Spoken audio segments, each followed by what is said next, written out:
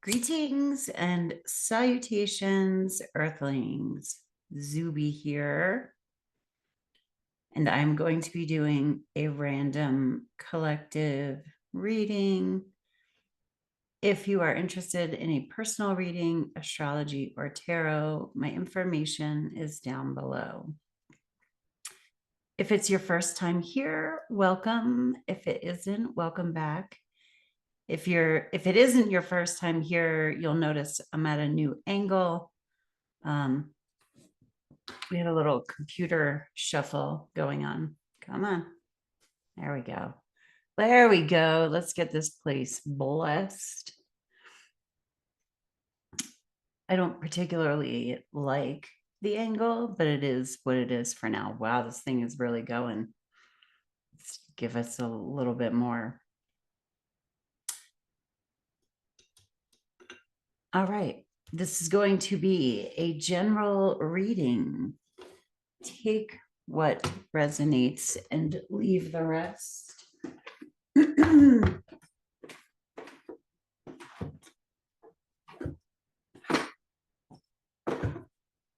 what I'm looking for. There we go. No, not that one. That one. Okay. Okay, let's get going. So this is timeless. If it doesn't resonate, feel free to peruse my other readings to see if those work better for you. And if I'm not the reader for you, that's fine too. Hate watchers are welcome. I love you too.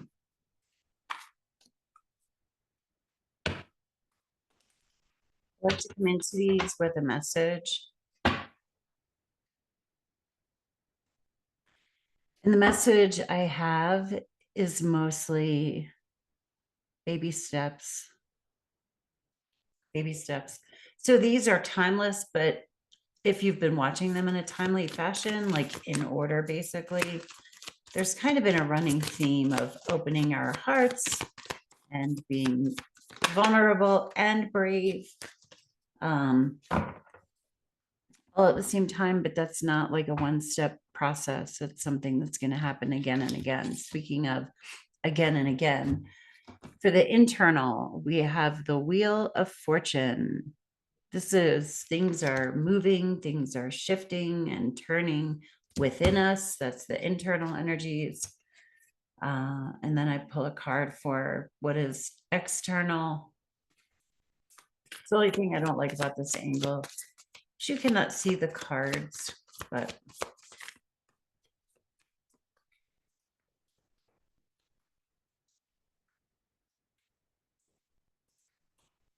the things are shifting within us. For the wheel, it's like, it's not going to be all bad for always.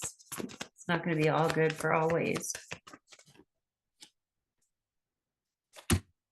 So he keeps coming out. We got the devil, external.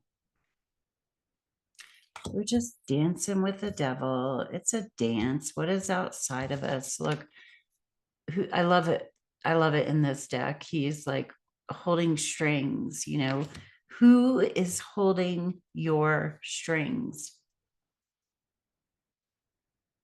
And we have two major arcana cards here. So this is big shit. This is big stuff that's moving, big stuff that's turning. And we're seeing darkness and all of that. And I don't get like fear mongery about that kind of stuff.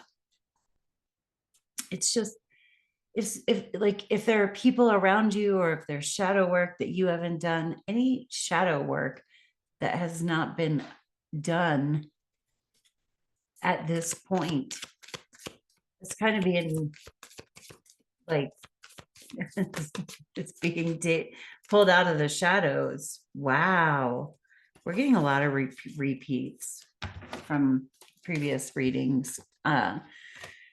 Is being pulled out or drawn out or coaxed out, like you got to deal with your shit.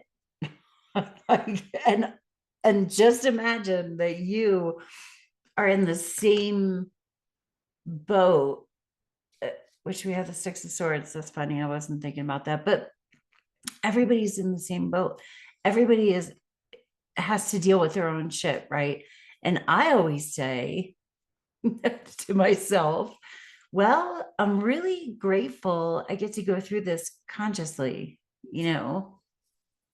At least I understand what shadow work is. And shadow work, what is that? I do remember when I first started getting into spirituality and all that, like, what literally is shadow work? What the hell is it?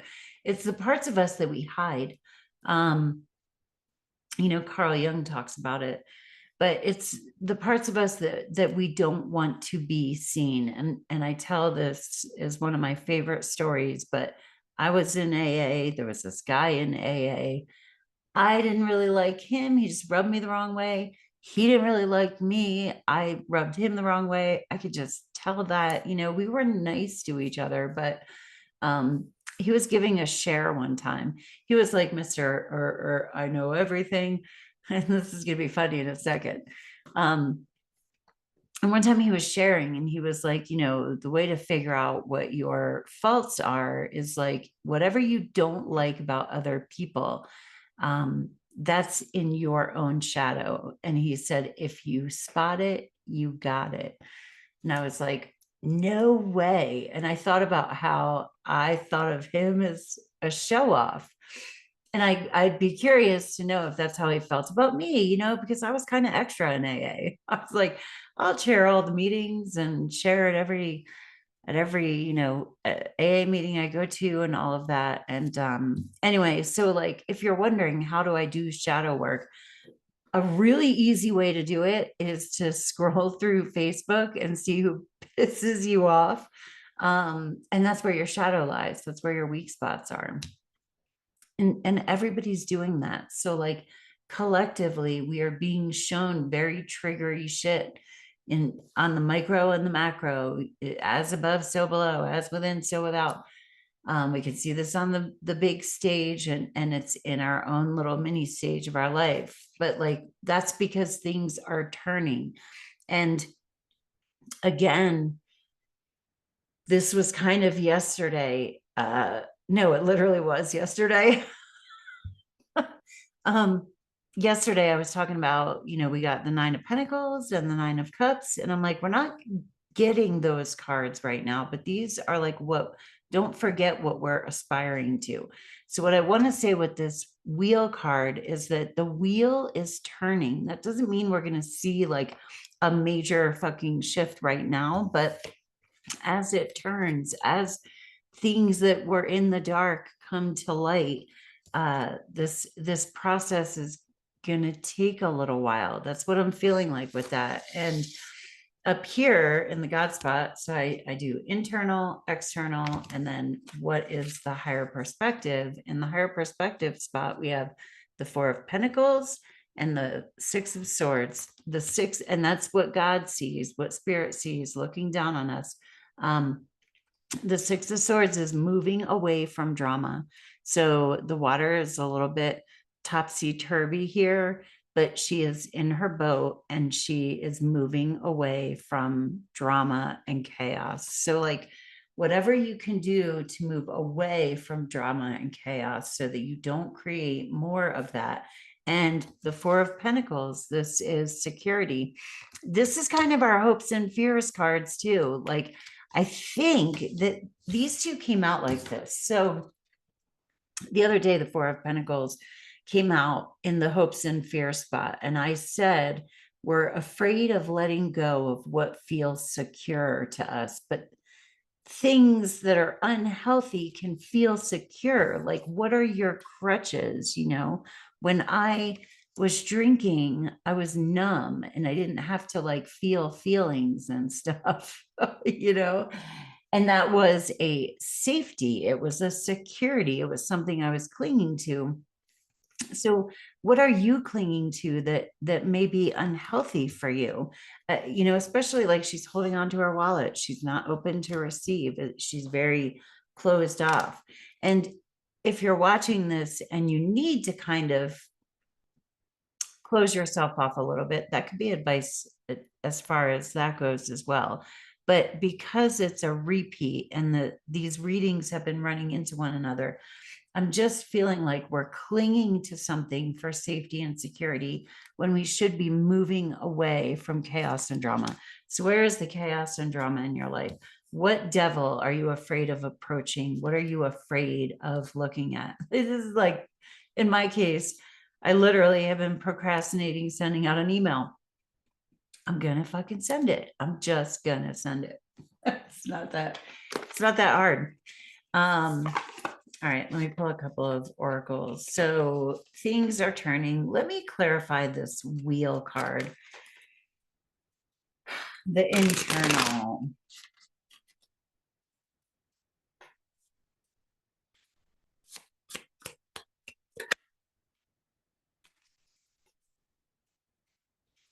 Element of earth. Interesting. So the element of earth, this is it's like earth is the slowest moving energy. There's water, fire, spirit, and air. Earth is more like it's going to take time for the earth to move, but we are making broad sweeping changes on earth, and that is hard work.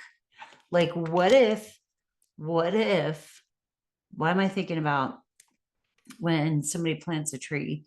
And there's some saying about when you plant a tree, you know that like you are never going to sit under the shade of it, but that somebody else will, and there's something meaningful in that. I feel like that's where we're at right now. Like, I've thought about, I'm 48. What if by the time, like I have outcome fixation, like I'm fixated on certain outcomes. And this is something I've been working with myself a lot. Like, what if that never happens? Literally, take it off the table. Never happens. What if we're just in turmoil forever? I can't just be pissed off about life. You know what I mean? Like, it doesn't matter if I don't see results. But this is the element of earth, and we're moving it. Like this wheel is going really slow to me, and that's probably frustrating. And in the meantime, like maybe we were just hoping that the wheel would be like, whew, and it would turn and we wouldn't have to deal with this. We could like run away from it, but we can't. All right, let's get oh, what was my message coming into this with? I literally don't remember. Cross. This is a deck. It's kind of cool. It's just a bunch of different symbols. So, carrying the cross. I mean, just the symbolism of that. Oh. So let's read. Where do I find this one? Okay. Perhaps one of the most well-known and widely recognized of the ancient symbols, the cross is a symbol of sacrifice, trust, faith, life, resurrection, and immortality. When this card appears, it asks you to analyze your convictions and your motives. Are the actions and thoughts that you take for the greater good, or do they come from a selfish place? It is a gentle reminder that self is important, but the actions taken or words spoken that are negative or not for the greater good are better left undone and unsaid. It asks you to remember what is truly important. Remember the true value within things, both for yourself and for others, and you shall be rewarded with answers from the divine. This is like, you knew you chose this. You chose this. You came here for a reason. This is that to make sacrifices, to grow and learn and evolve and move towards a new earth. That's just crazy to me, because like, face your demons. Let me clarify the devil card. The devil can also be, it's obsession. It's, are you obsessed with something, even if it's the news or some conspiracy theory or some spiritual practice or somebody at work or not getting what you want or whatever. Like, what are you obsessing over? Can you let go of that a little bit? Asunda. I do not know what the hell an asunda means, but it looks really cute. Read this one. And then I'm going to go because I have to go buy cat food. All right.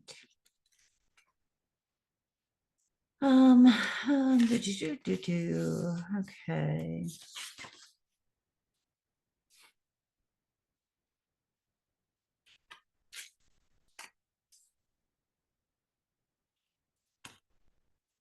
There it is, 78.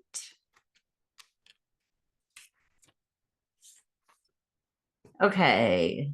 The second of the three base symbols in elemental trinity healing, asunda, means this body, this place, and is the bridge between the earthly based physical realm and the higher consciousness of the realm of spirit and the divine.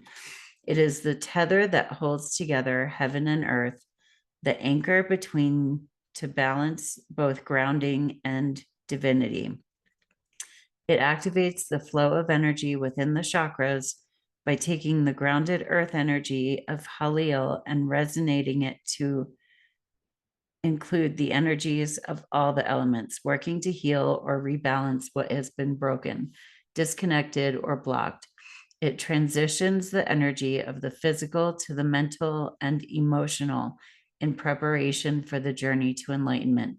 When it appears in your reading, you are being asked to meditate on the things in your life that you feel are broken. Asunda's connective energy is ready to help you fix and reconnect the broken pieces. So,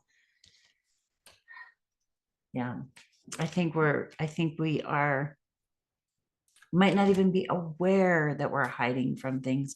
Maybe things are coming out and we will learn what it is that we're fearful of. There are fears that we have to face. What do you feel like is broken? Are you closing yourself off, or are you moving away from chaos? Are you accepting things? Anyway, I got to get going. I hope you have a great day on Earth. Thank you for stopping by. And hopefully I can remember how to stop recording. There we go. Peace. Namaste.